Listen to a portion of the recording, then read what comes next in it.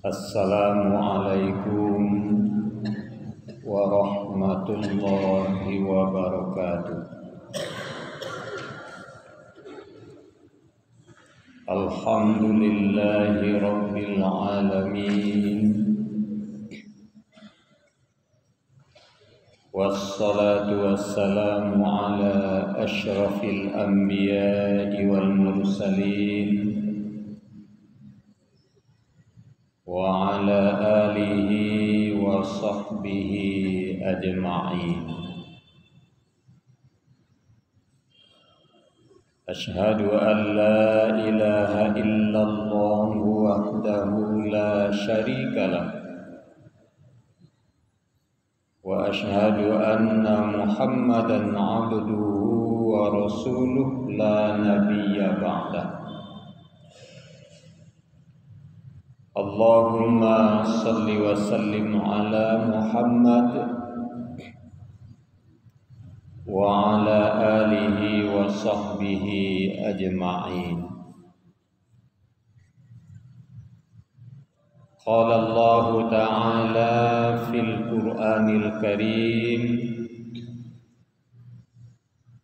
A'udzu billahi minasy syaithanir rajim. Bismillahirrahmanirrahim. Innamal mu'minuna ikhwatun fa aslihu baina akhawaykum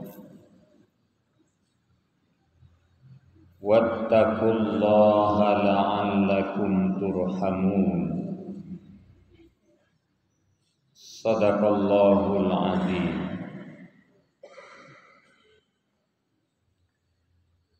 Bapak dan ibu-ibu jamaah salat subuh rahimakumullah, puji dan syukur kembali kita persembahkan kehadirat Allah Subhanahu wa ta'ala.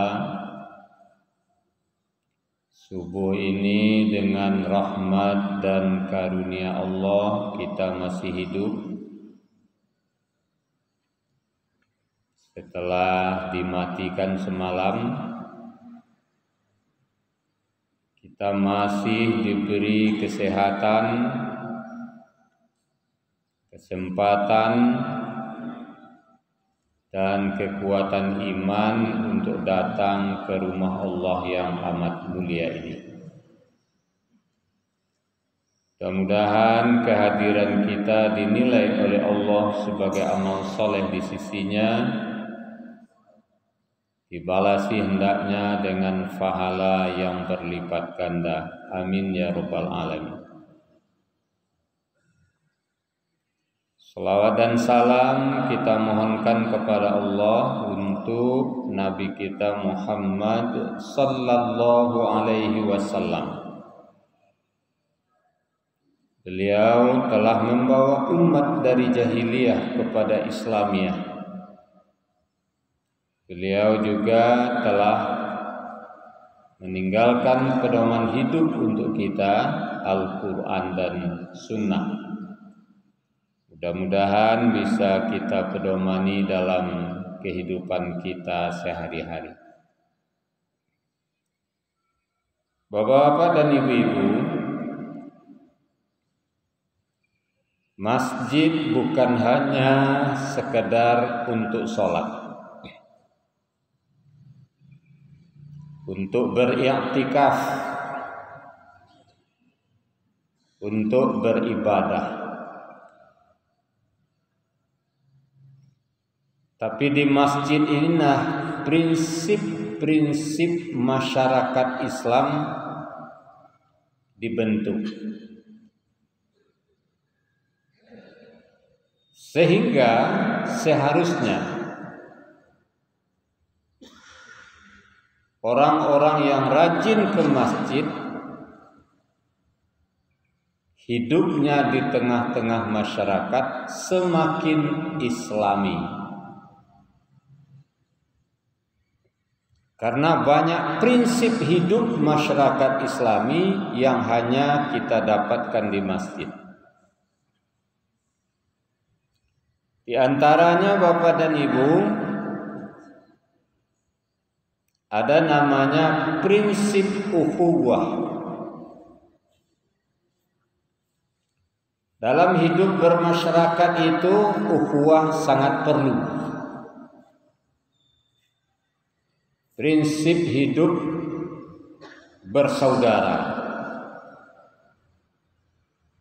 Karena mukmin itu, orang beriman itu, kata Allah, bersaudara. Innamal mu'minuna ikhwah. Sesungguhnya orang beriman itu bersaudara. Fa aslihu baina akhawaykum. Maka perbaiki selalu persaudaraan di antara kamu. Kalau Nabi menganjurkan aktsirul ikhwan, kata Nabi, perbanyak teman. Kenapa? Setiap teman akan membawa manfaat bagi kita di dunia kini dan di akhirat nanti. Makanya disuruh perbanyak teman. Sarana yang sangat efektif untuk memperbanyak teman, memperkokoh ukhuwah silaturahmi adalah masjid. Di masjid ukhuwah itu kita dapatkan apa adanya. Teman yang tidak ada bertetangga dengan kita, tidak ada yang sekantor dengan kita, tidak ada yang seprofesi dengan kita, tidak ada yang berdekat tinggal berjauhan. Tapi masjid membuat kita dekat dengan siapa saja yang rajin ke masjid. Ini prinsip ukhuwah yang dibentuk melalui masjid. Termasuk ambo Bapak dan Ibu, kalau tidak ada musaji, mungkin banyak awak tidak kenal mengenal. Bila awak kenal, ambo tidak tahu tempat tinggal ibu, ibu tidak tahu tempat tinggal ambo. Kalian orang kantua yang tahu jambo, kantua ambo. Tidak kerana musaji, berbagai macam. Bisa se-Sumatera Barat, masjid nan ambo kunjungi, ambo mungkin tak begitu kenal, tapi orang tahu jambo. Kenapa? Masjid. Jadi musaji nan membuat awak berukhuwah. Makanya Bapak dan Ibu, kita dituntut untuk rajin ke masjid. Salah satu syarat untuk dekat kepada Allah, rajin ke rumah Allah. Jangan mengecian awak hebat, awak taat, awak soleh, awak dakil je Allah, tapi tidak pernah datang ke rumah Allah. Bohong. Rancak mana pergaulan awak di luar, awak dan pergaulan kan elok di luar kamu saji dengan indahnya. Aku no kamu saji. Kalau bisa didapatkan di luar, tidak ada cerita dulu. Beda persaudaraan di luar masjid dengan persaudaraan di dalam masjid. Nah, makanya disuruh awak rajin ke masjid.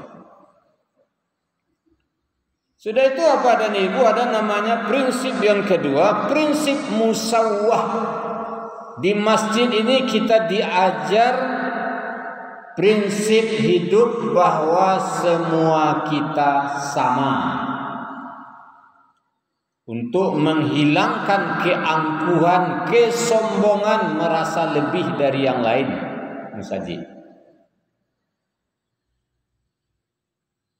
Melalui sembahyang saja bisa lihat pada ini. Kalau di tempat lain, apa saja cara banyak tampek yang disiapkan untuk orang-orang gadang, untuk orang-orang bapangke,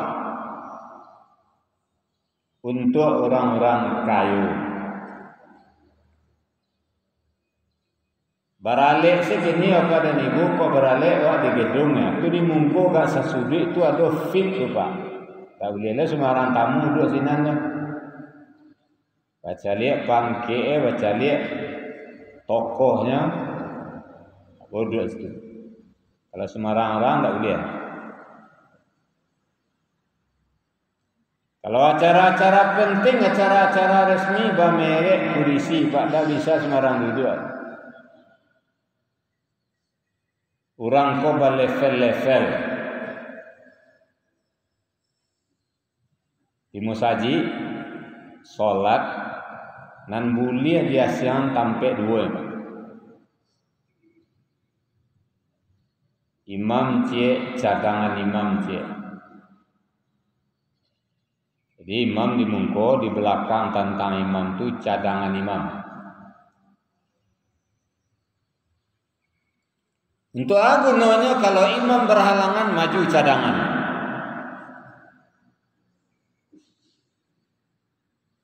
Oh jarang terjadinya Ustaz. Di media sosial nampak ada apa? Sedang sembahyang imam kok mati. Tersungku aja mati. Ya maju di belakang. Jadi makanya pas tentang imam di belakang tu tak boleh lah sembarang orang duduk situ dah. Harus bisa jadi imam, nam paling patut lo jadi imam setelah imam. Atau umpamanya lapeh duduk imam. Imam kalau lapeh duduk tak boleh menarin sembahyang. Kalau menarin sembahyang imam tak sah. Jamaah dek karena uduanya lai jalan tarik tidak ada masalah, tapi berjamaahnya habis batal.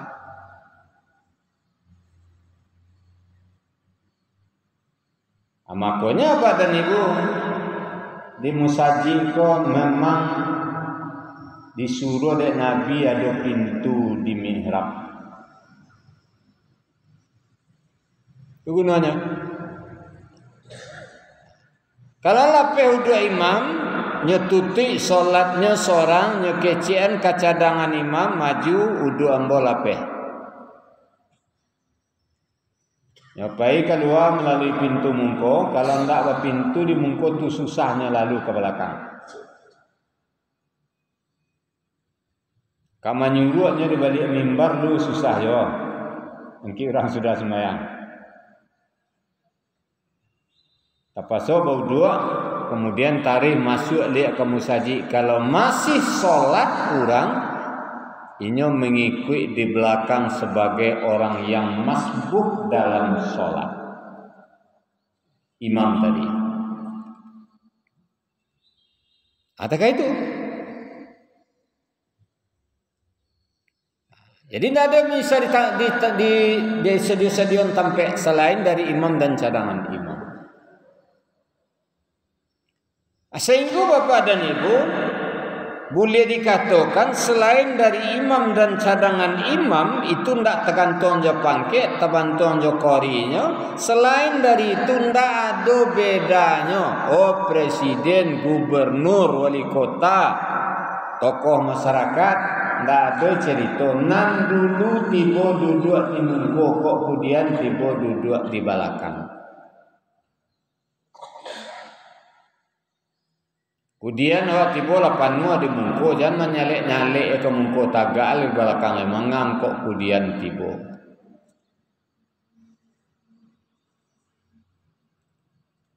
Oh dakik siasat di belakang tu ndak urusan, awak diajar samo.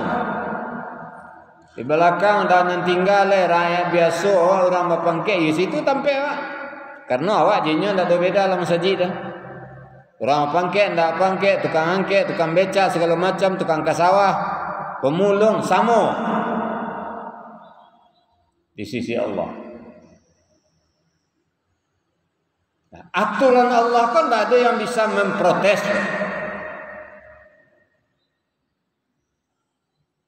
Hari Jumat,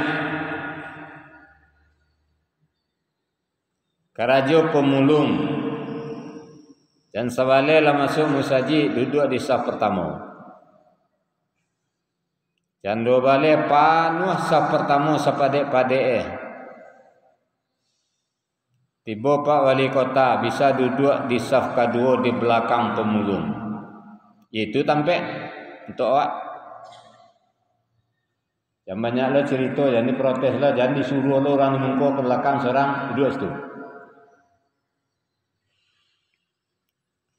Soal sia samping kiri samping kanan tak ada masalah karena sama di sisi Allah. Ketika sujud, mau tidak mau, suka tidak suka, setuju atau tidak setuju, ubun-ubun Pak Wali Kota ko amuh basingguangan je tapak kaki pemulung di mungko Pak. Kalau ndak dalam sholat, bila bisa teka itu?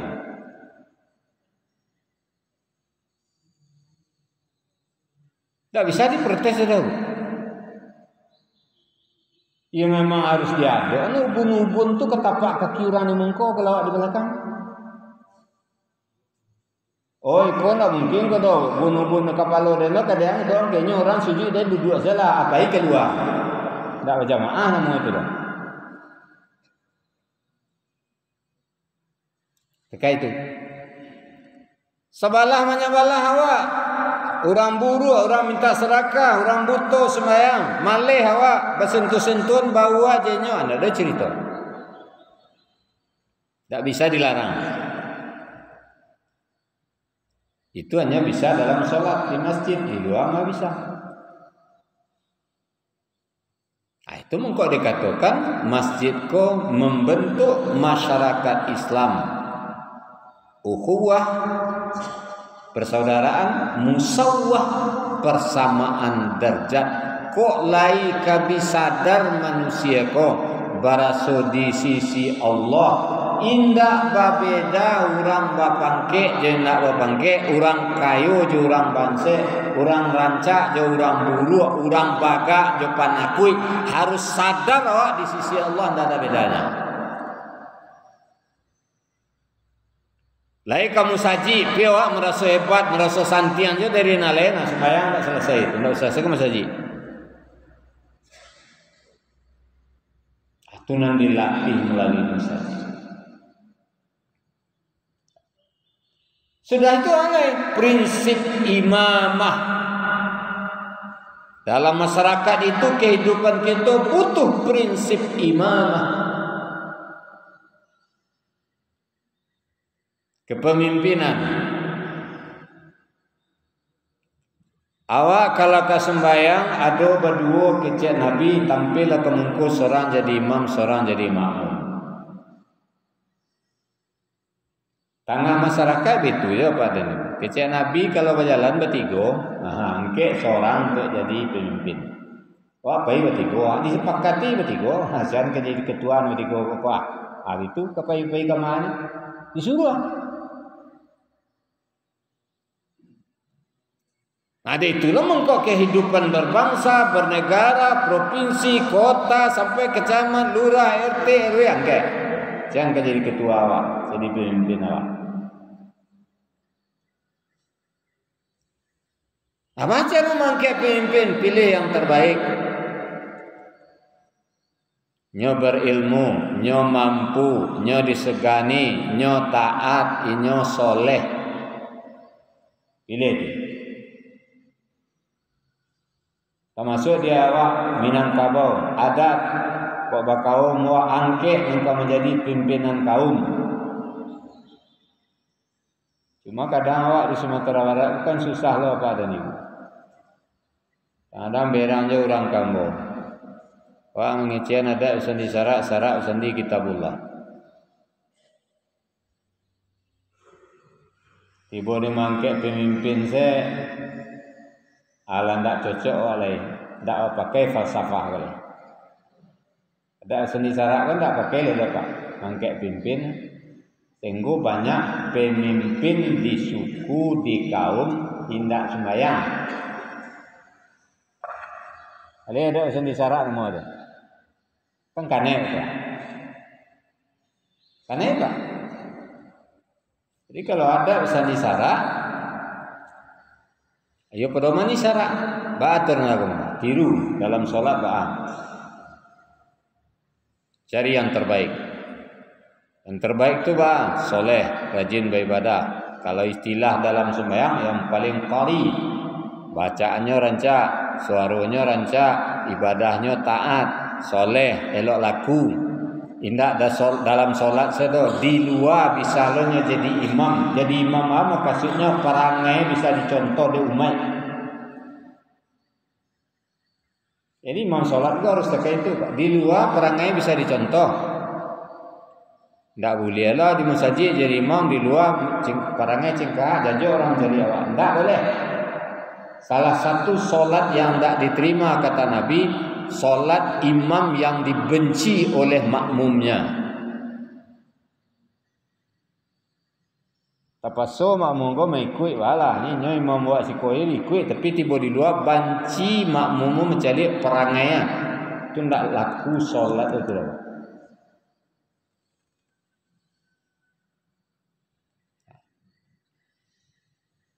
Jadi harus ada imam kumko, cadangan imam di kumko. Itu aturan. Itu prinsip imamah. Kalaulah ada imam di kumko, lah ada pemimpin, makmum wajib patuh ke pemimpin selagi imam tidak salah, tidak keliru. Tak ada cerita tu bu. Imam tagak. Wah dua.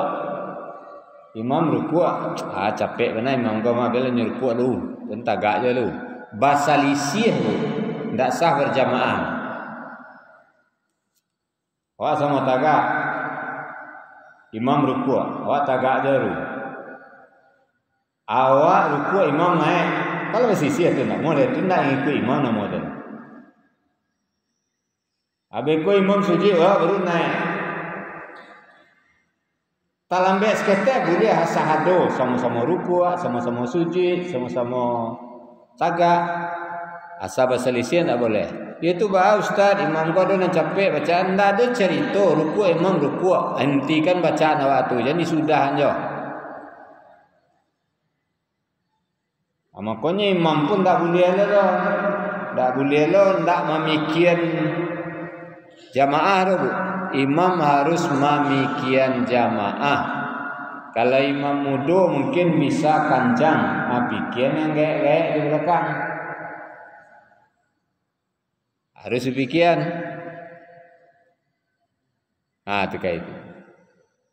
Tak masuk apa-apa dan ibu nampak yang acok terjadi makmum mendahului imam.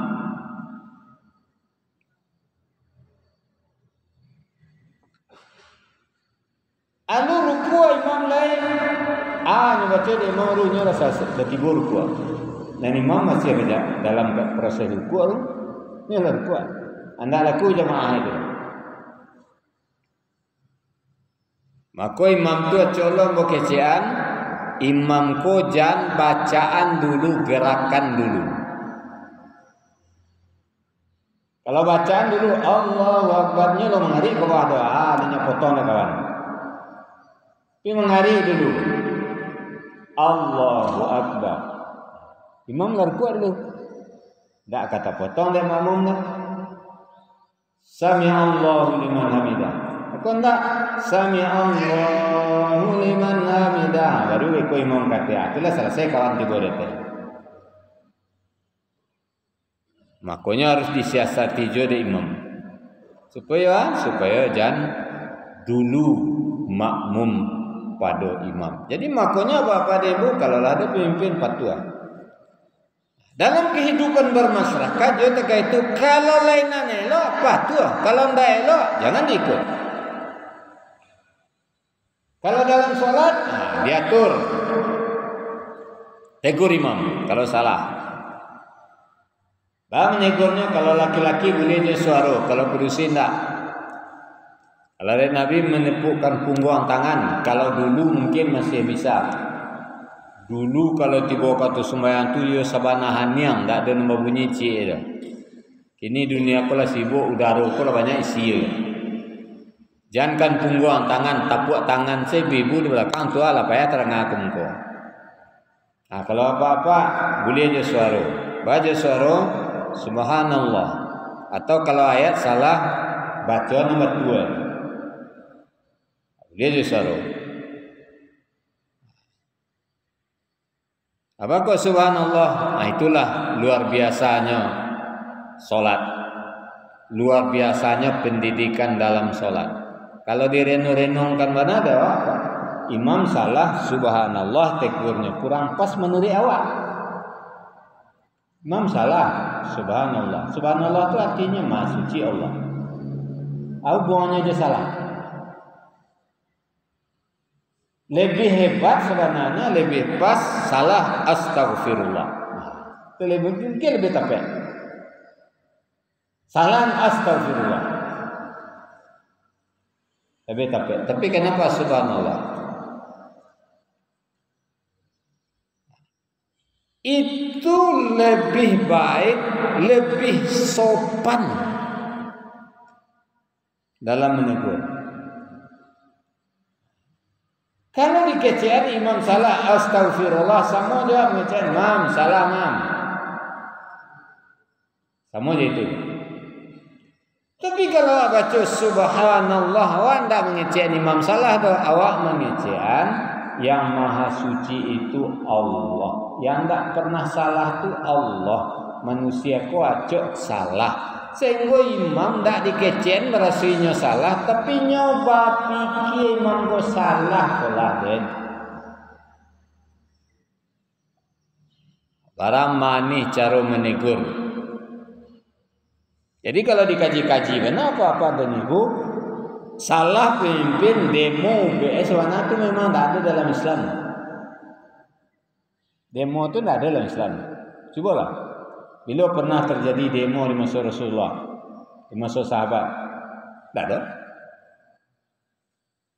Sampai merusak bacaan meja, diruntuang pagar, itu jahiliyah. Kalau lah sampai lah merusak, nah itu jahiliyah. Dalam Islam manis caranya. Nah, di mana dia aja dalam sholat. Nah, terkait itu. Jadi apa-apa dan itu prinsip-prinsip hidup dalam masyarakat Islam yang harus kita pakai. Jadi di dalam masyarakat awak harus berukhuwah, banyak kawan, bersilaturahmi. Sudah itu jangan awak merasa lebih kalau diberi kelebihan oleh Allah, karena kelebihan yang diberi oleh Allah kini balabia bisa habis. Prinsip persamaan derajat. Sudah itu prinsip imamah. Selagi kanan elok, seorang anak wajib patuh ke orang tua selagi elok. Rakyat ke ketua RT, rakyat ke ketua RW, masyarakat RT RW kapal lurah elok patuh. Kalau buruan ada cerita, ini alel. Singgu anak orang baik, kenapa deh? Dalam surah Luqman, nasihat Luqman ke anak. Wa in jahadaka ala an tusyrika bima laysa laka bihi ilm fala tuti'huma wa sahibhuma fid dunya ma'rufa. Kalau orang tua awak yang harusnya awak taati, awak patuhi, tapi nyuruh awak kepada kemusyrikan, keburukan, fala tuti'huma, jangan diikut keduanya. Wasahibahuma, tapi nya enggak boleh dikarahi, tetap bergauli dengan baik. Kecian elok-elok, kau mengapa suruh bapa pada solawat ni kau dipabuat. Tak boleh demu pada solawat.